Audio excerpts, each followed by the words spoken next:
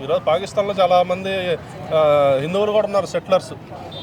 వీళ్ళ వల్ల, వీళ్ళు చేసే పనుల వల్ల అక్కడ ఉన్న సెటిలర్స్ కూడా ఇబ్బంది పడతారు.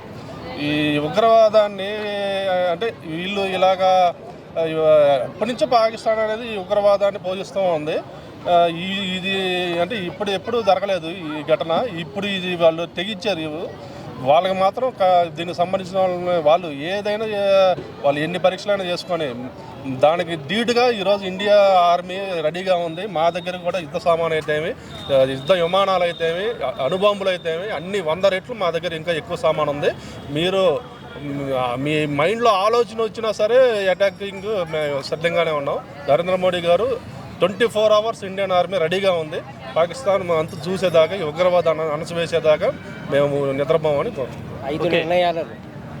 5 నిర్ణయాలలో సింధు జలాల ఒప్పందం 1960 ఒప్పందాన్ని కూడా రద్దు చేశారు కదా, దాన్ని ఎట్లా చూస్తారు? నరేంద్ర మోడీ గారు ఏ డెసిషన్ తీసుకున్నా దానికి భారతదేశ ప్రజలంతా కట్టుబడి ఉన్నామండి. ఆయన ఏ డెసిషన్ తీసుకున్నా అది 100% ఆలోచించే తీసుకుంటారు.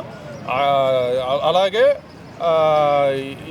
దీనికి సంబంధించిన మొత్తం ఏదైతే వాళ్ళు ఇక్కడ ఉంటున్నారో ఆ దేశానికి సంబంధించిన వాళ్ళందరినీ పంపించేస్తున్నారు.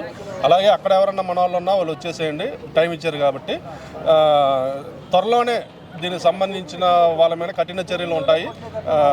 పాకిస్తాను వాళ్ళు ఏదైనా వాళ్ళు మైండ్లో ఆలోచన ఏదైనా కానీ ఉన్నా, అంటే ఇంకా ఇలాంటి ఇష్యూస్ ఏదైనా చేయాలనుకో మీ మైండ్లో ఆలోచన రావడానికే భయపడేటట్టు ఈరోజు మోడీ గారు చేస్తారు. అది గుర్తుపెట్టుకోండి. త్వరలోనే మీకు ఆ రియాక్షన్ ఉండిద్ది.